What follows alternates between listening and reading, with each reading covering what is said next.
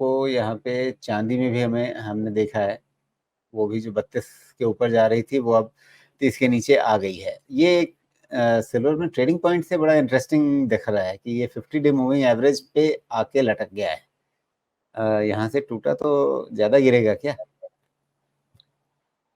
कि सिल्वर थोड़ा गिरेगा तो सही मान लेते हैं, उसकी असेसमेंट करते हैं, लेकिन सिल्वर भी लग तो रहा है कि गोल्ड को ट्रेल करेगा।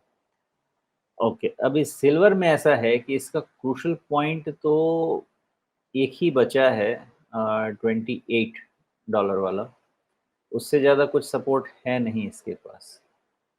मैक्सिमम $28 तक का रह सकता है। ये सेल ऑन राइज स्ट्रक्चर में चला गया। टेक्निकली मैं ट्रेडिंग स्टैंड पॉइंट से कह रहा हूँ, because silver is more of a industrial commodity than anything else. Gold जैसा तो रिजर्व करेंसी वाला तो नहीं है इसका situation.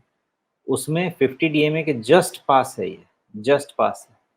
Cell on rise structure हो गया है, लेकिन 50 डीएमए से जब तक थोड़ा नीचे दूरी बना नहीं लेना, मेनली एटलीस्ट 2850 के नीचे का क्लोज नहीं ले लेना, तब तक इसको सेल वाले स्ट्रक्चर में डालना थोड़ा मुश्किल काम है। जी।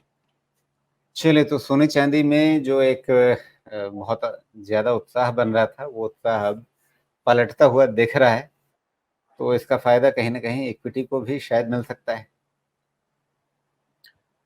इक्विटी को अदरवाइज भी फायदा मिलने वाला है। इक्विटी अभी अभी हर एसेट क्लास अपनी अलग अलग चाल चल रहे हैं। ऐसा समय बहुत कम कम देखने को मिलता है जिसमें आपको किसी एसेट क्लास में कोई कोरिलेशन देखने को नहीं मिल रहा है। सब अपनी अपनी चाल चल रहे हैं, सबके अपने अपने रीज़न हैं, इसीलिए फंडामेंटल रीज़न को रीड करना चाहिए। इक्विटी चलेगा बिकॉज इकोनॉमी ग्रोथ है। गोल्ड चलेगा बिकॉज सब लड़ाई मारपीट कर रहे हैं, जियोपॉलिटिकल सिचुएशन खराब है। यील्ड ऑफ कोर्स मतलब इंटरेस्ट रेट चल रहा है इसलिए कि आपका इकोनॉमी अच्छा है। इकोनॉमी तेज है तो आप इंटरेस्ट रेट को नीचे नहीं ला सकते, वो प्रॉब्लम है। इन्फ्लेशन आपका इशू बन जाएगा, अगर इंटरेस्ट रेट आप लेके आएंगे तो वो ज़्यादा हो जाएगा परसिस्टेंट।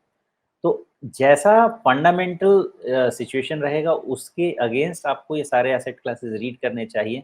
मुझे लगता है वो समय चला गया कि मैं बोल दूं कि इंडिया हैंगसेंग से 80% को रिलेटेड है, तो हैंगसेंग नीचे जाएगा तो इंडिया भी नीचे चला जाएगा। वो समय चला जा चुका है। अब अलग अलग रीजन्स, सबके अपने फैक्टर्स, जो उनके ट्रिगर पॉइंट्स हैं उनको समझना पड़ेगा और उसके हिसाब से अपने एसेट क्लास की पोजिशनिंग करनी पड़ेगी। जी।